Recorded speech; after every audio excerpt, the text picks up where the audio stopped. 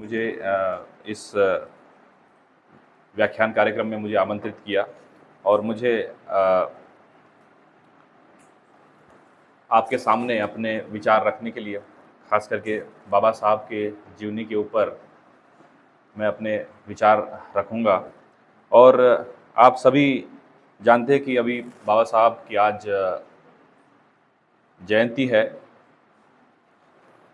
14 अप्रैल 1891 में महू, एमपी में महू कर एक गांव है, वहाँ पे उनका जन्म हुआ। और बाबा साहब जो है वो कैसे बने और बाबा साहब बनने के पीछे ये कहानी कैसी है, इस कहानी को और इस पूरी जो घटना है, इस घटनाओं को मैं आपके सामने रखूँगा।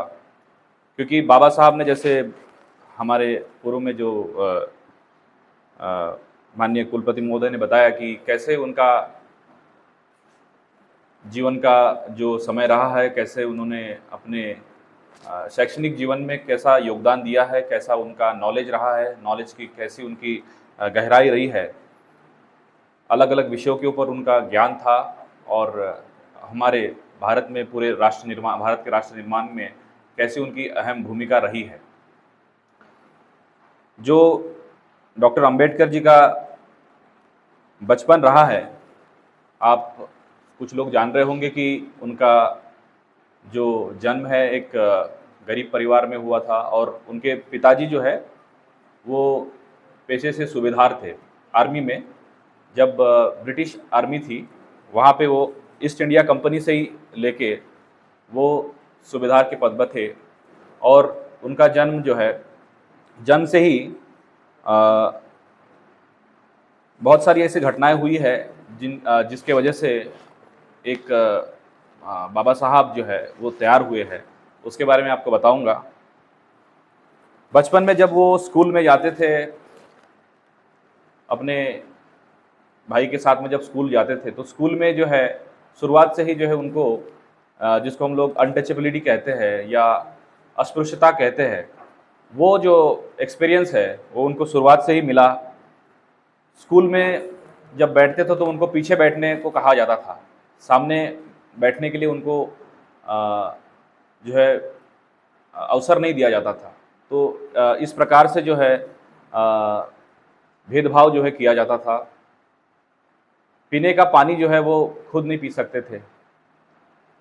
और उस समय की परिस्थितियाँ ऐसी थी कि ये जो डिस्क्रिमिनेशन है, ये जो जिस प्रकार का जो भेदभाव है, ये समाज में काफ़ी ऊंचाइयों के ऊपर था।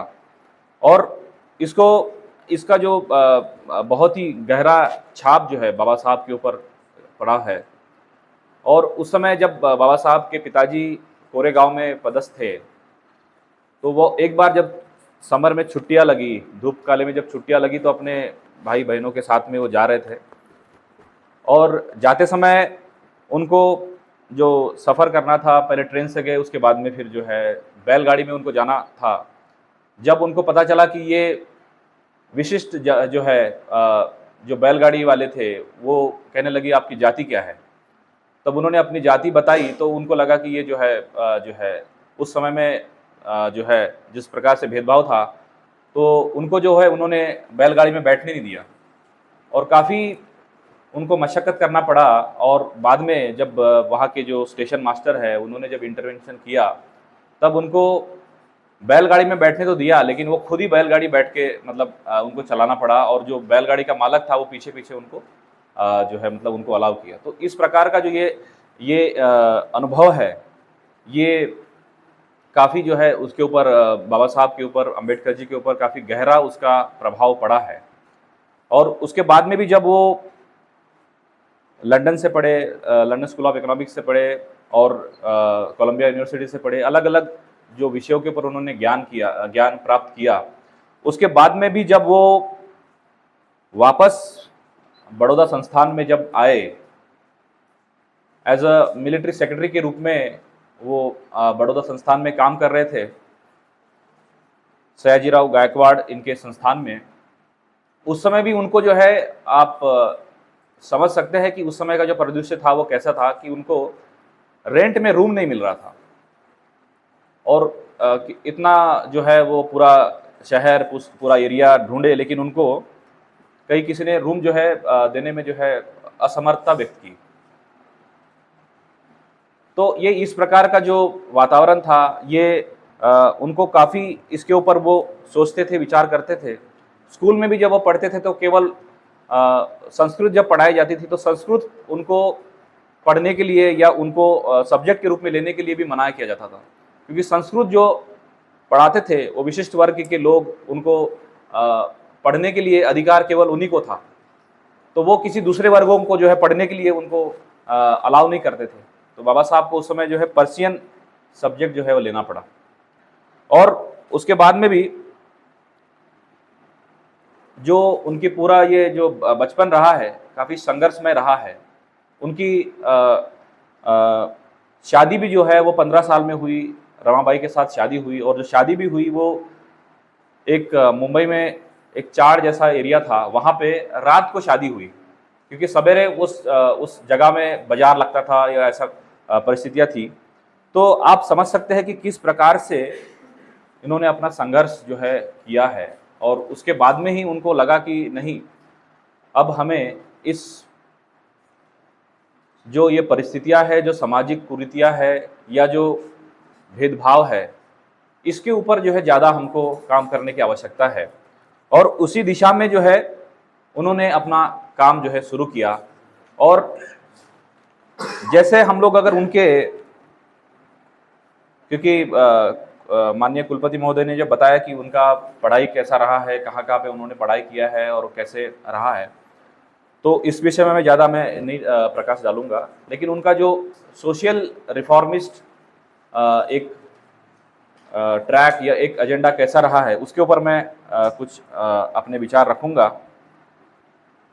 जैसे हमारे यहाँ पे जब वो पढ़ाई कर रहे थे, उस समय जब लंदन में थे, तो उस समय उनका जो थीसिस था, जैसे सर ने बताया कि प्रॉब्लम ऑफ रूफी या फिर जो है evolution of provincial finances in India, इस प्रकार के उनके जो है विषय रहे हैं। और उसी समय अपने यहाँ पे भारत में भी जो है फ्रीडम स्ट्रगल जो है वो भी, उसका भी एक दौर चल रहा था। और हम बाबा साहब का रोल अपने भारत के स्वतंत्रता मिलने में क्या योगदान रहा है, अगर उसकी हम लोग बात करें तो बाबा साहब जो है लंदन में रहते हुए इन सब चीज़ों के ऊपर, जो ये प्रॉब्लम्स है भारत में, जो प्रॉब्लम्स है उसके ऊपर वो खुलेआम अपने थीसिस में उसका जिक्र करते हैं। उसको खुलेआम जो है वहाँ की यूनिवर्सिटीज़ में अपने विचार रखते हैं, जो ब्रिटिश कालीन यूनिवर्सिटीज़ थी। तो आप इस बात को समझ सकते हैं कि कैसे उन्होंने अपने विचारों से भारत की जो समस्याएं हैं, भारत में होने वाले जो प्रॉब्लम्स है, उसके ऊपर कैसे अपने विचार, अपने ज्ञान के माध्यम से, अपने थीसिस में, अपने लिखान में कैसा किया है। और जैसे सर ने भी कहा है कि पॉलिटिकल फ्रीडम के लिए हमारे देश में जो है पूरी कवायद चल रही थी। और उसी समय बाबा साहब का ये कहना था कि पॉलिटिकल फ्रीडम तो चलो एक बात है, लेकिन उसके पहले, क्योंकि हमारे समाज में ये इतने प्रकार के जो प्रॉब्लम्स है, तो इसलिए हमें सोशल डेमोक्रेसी की पहले ज़रूरत है, ना कि पॉलिटिकल फ्रीडम की। क्योंकि पॉलिटिकल फ्रीडम हम लोग ले लेंगे तो पॉलिटिकल फ्रीडम से क्या होगा कि कुछ चंद लोगों के पास में इसकी सत्ता जाएगी। लेकिन जो दबे कुचला जो समाज है, जो शोषित समाज है, जो पिछड़ा समाज है, जो आदिवासी समाज है, उसको आप कैसे इंश्योर करेंगे कि उनके हाथ में सत्ता जाएगी।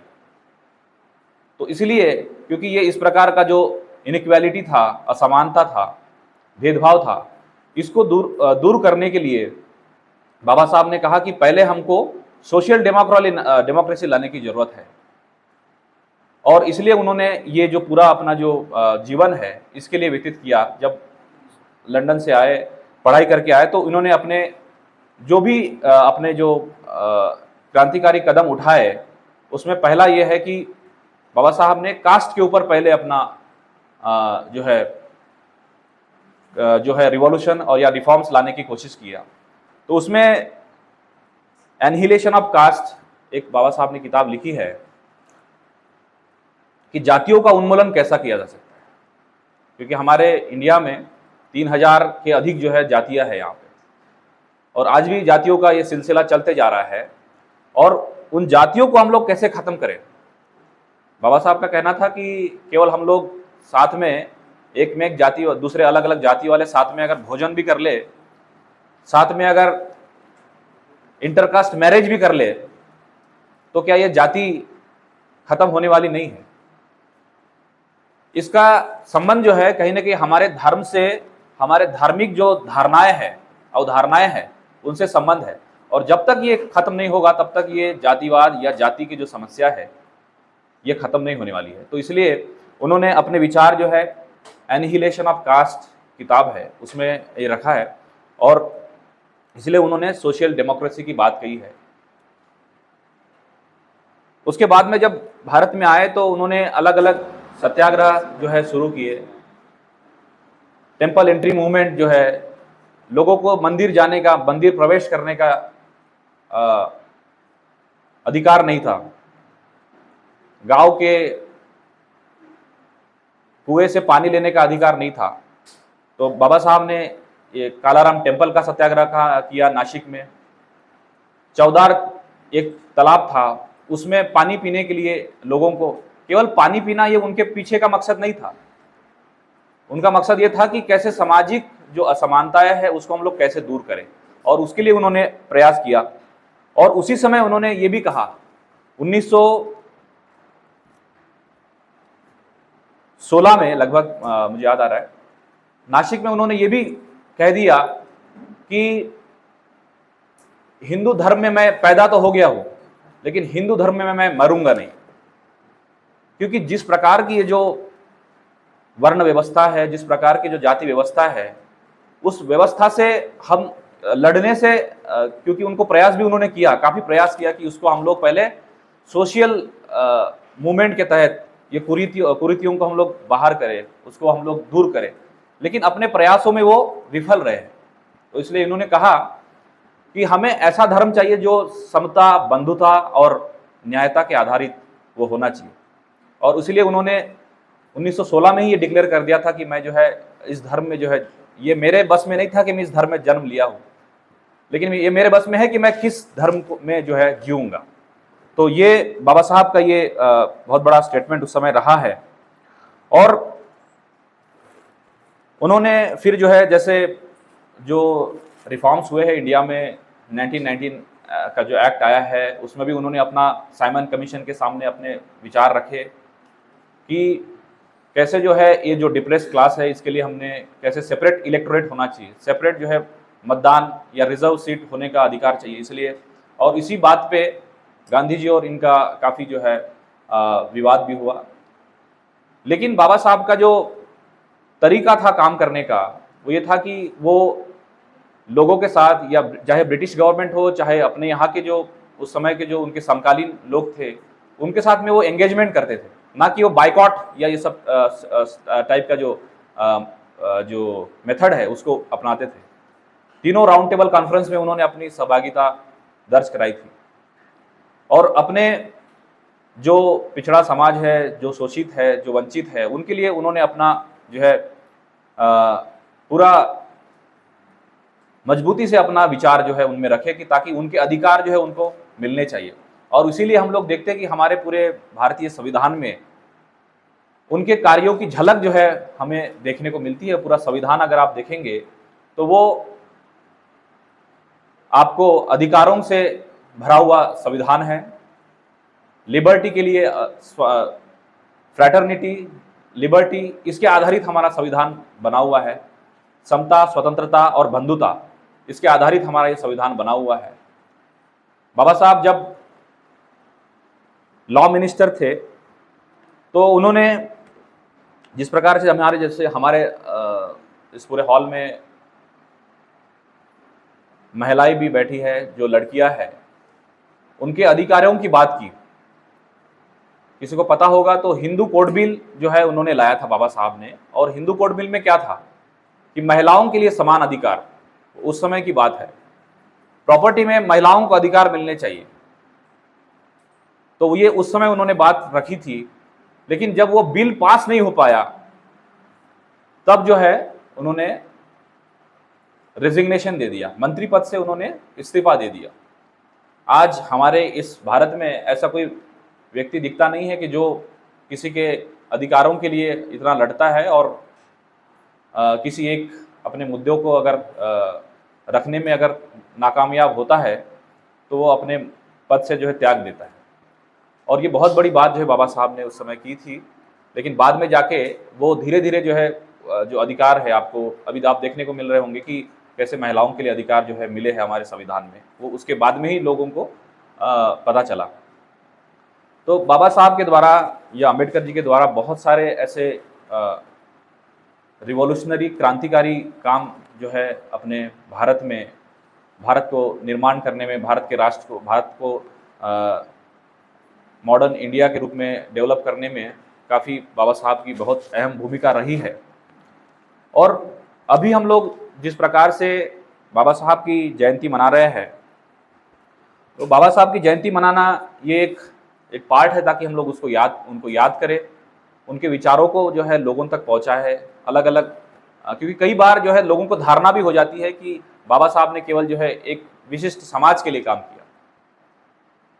बाबा साहब ने केवल शेड्यूल कास्ट के लिए काम नहीं किया है, बाबा साहब ने हर वर्ग के लिए सोचा है। चाहे उन्होंने लेबर पार्टी भी बनाई ताकि उनको मजदूरों के अधिकारों के लिए, आप देख रहे हो कि जैसे हमको 8 घंटे काम करने के लिए लोगों को अधिकार मिला है, वो जो है बाबा साहब का ही देन था, जिन्होंने अपने इन सब एडमिनिस्ट्रेशन में भी जो है रिफॉर्म्स लाने का काम उन्होंने किया है।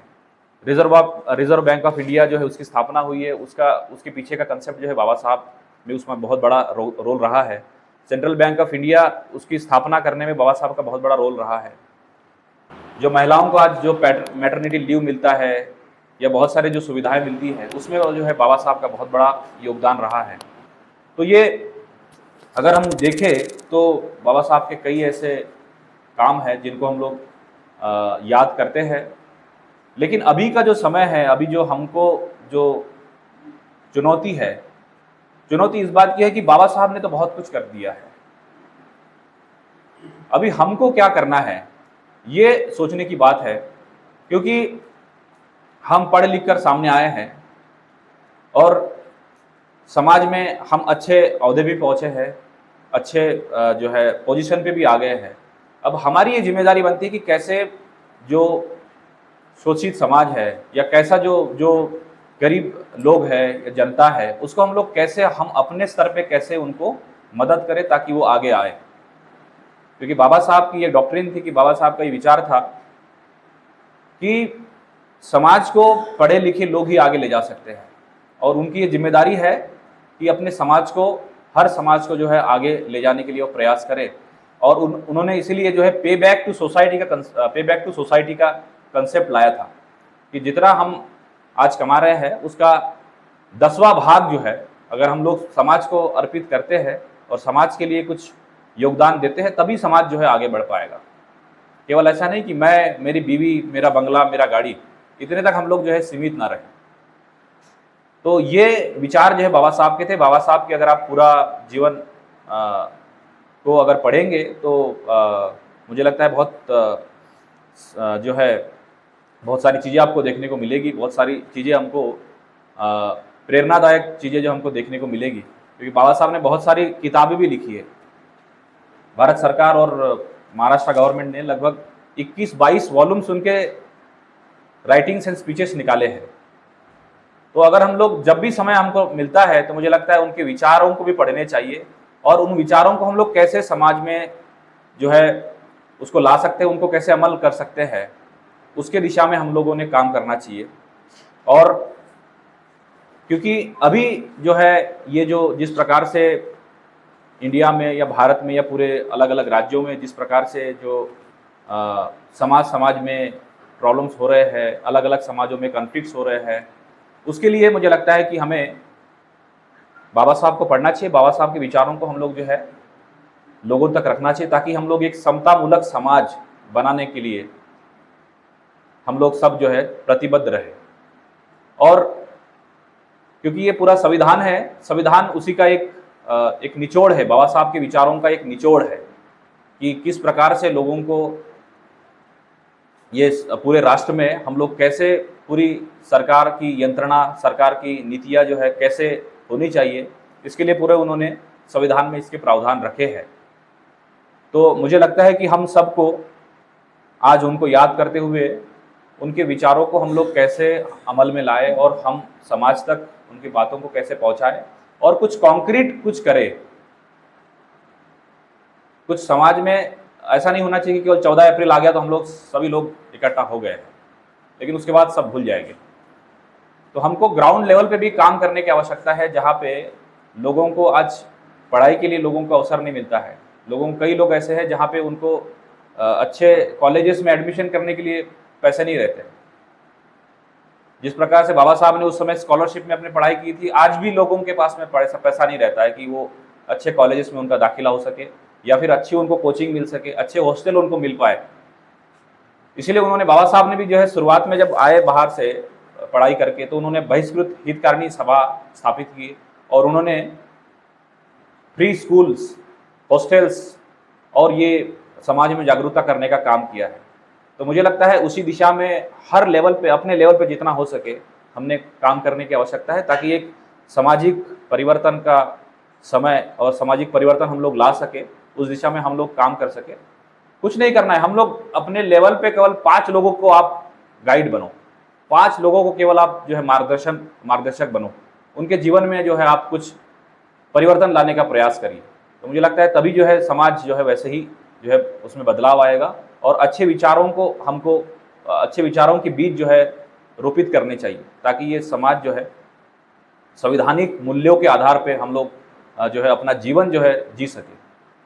तो मैं फिर से जो है बाबा साहब को नमन करते हुए, उनके विचारों को नमन करते हुए, और उनको हम लोग जो है इस 14 अप्रैल के उपलक्ष्य में आज उनको याद कर रहे हैं सभी लोग। और आप सबने ये कार्यक्रम आयोजन किया है, उसके लिए भी मैं बहुत बहुत आयोजन समिति को धन्यवाद देना चाहूँगा कि आपने मुझे आमंत्रित करते हुए यहाँ मुझे अपने विचार रखने का, साझा करने का मौका दिया। Thank you.